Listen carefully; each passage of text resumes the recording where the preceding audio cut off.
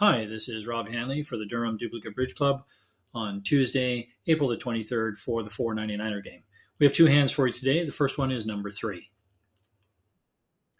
So as you can see, the robot on my left has opened a spade. There's a 4-spade bit on my right. And I have a pretty wild hand with 7 diamonds and 5 hearts. So you're all familiar with the unusual no trump overcall. So in this case, 4 no trump, showing the minors, 5-5 at least. But in fact, the modern treatment of that is that a 4 no trump overcall shows any 2 suits. And from my partner's perspective, they will bid as though it is the minors. And if they bid the one I don't have, then I just bid the next suit up the line. So I'm going to start with 4 no trump.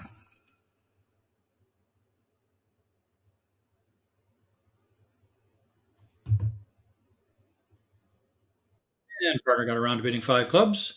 And I don't have clubs. I have diamonds and hearts. So now I'm going to bid 5 hearts, or diamonds rather.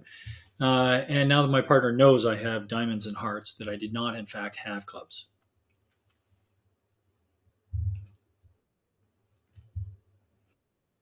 All right. Well, I actually bought a pretty good dummy, help in hearts and diamonds. So obviously I'm going to lose a club here. I'm going to cash another one. I think so. Yeah. I have an 11 card diamond fit. And you've all heard that rule of 8 for deciding whether or not to finesse. 8 ever. And the companion part of that is 9 never. But it actually goes 10 ever. So take the finesse when you have a 10 card fit. And with 11 cards, you don't take the finesse. Now, that's just the raw approach to dealing with it. And you could look at it and say that the North robot on my right, they're unlikely to have a miscellaneous king I'm looking for. However, neither of the robots bid to 5 spades.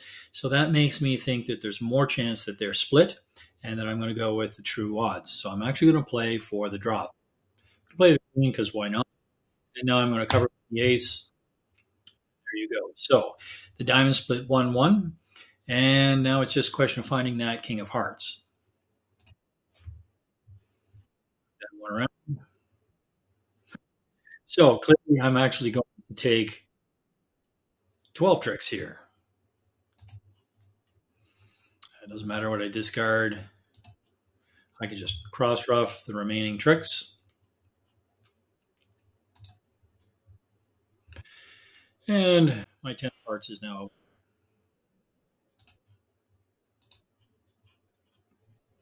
I'll ruff it anyway.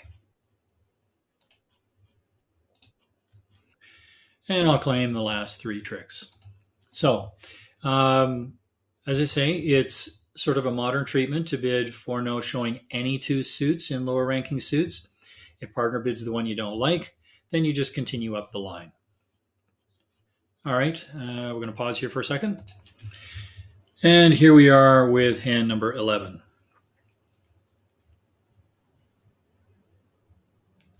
Two passes to me, 5 spades, 14 high card points, pretty straightforward 1 spade opening.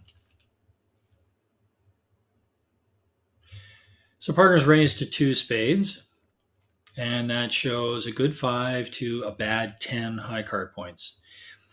And clearly I'm looking for game here because I have a void on top of everything else. You may have heard of people referring to the void as worth 5 points with a fit, and there's a lot of merit to that, but I would rather have the void on the side that has a short trump, not the long trump, because you don't want to ruff on the side that has a long trump. And I think instead of just jumping to 4, I'd like to find out if partner has some help for me somewhere.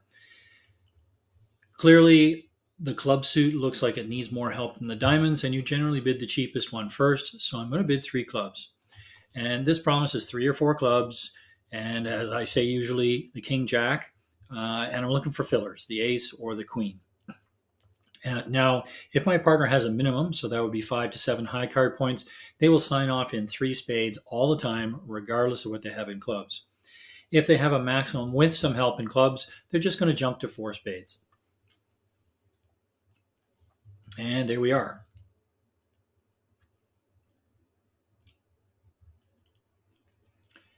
Well, it's a nice friendly diamond lead. And partner has some good trump, an extra trump in there. The queen of clubs, that ace of hearts is not that important. But let's see how we go here. So there's the king. So I have no losing diamonds. The only real question I've got is how am I going to play the spades? So I'm going to start by cashing the ace and playing small towards the queen. The reason for that is I might catch a singleton honor, and partner does have 4 of them, so we do have a 9-card fit.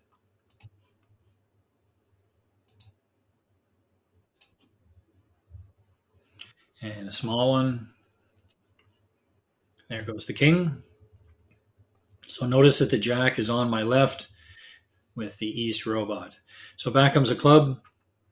I'm not going to rise or anything, just let that ride around. There's the ace. Now at this point I have to decide how to continue. Do I want to play the 10? Do I want to duck it? But in fact, that's not necessary. If I take the queen of diamonds, I will have no more diamonds in the dummy, and I can ruff the 2 losing spades if necessary, or diamonds rather, but I can also discard one of them on the ace of hearts, which is what I'm planning to do. So take that diamond, lead a spade, take the queen, so the jack is not any more of a problem, cash the ace of hearts, pitch a diamond, and cross back to my hand.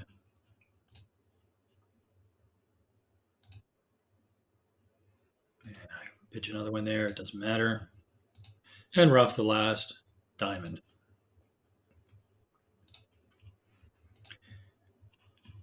So here we are, I'm actually making 11 tricks.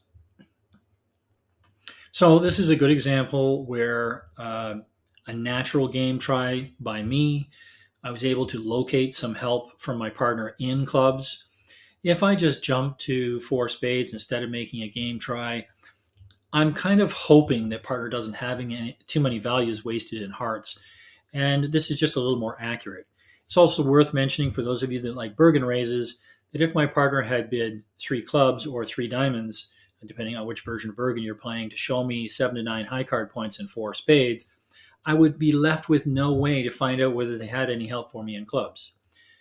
So that's one of the reasons I really prefer not playing Bergen. All right, that's it for this week. We'll see you next time. Thanks.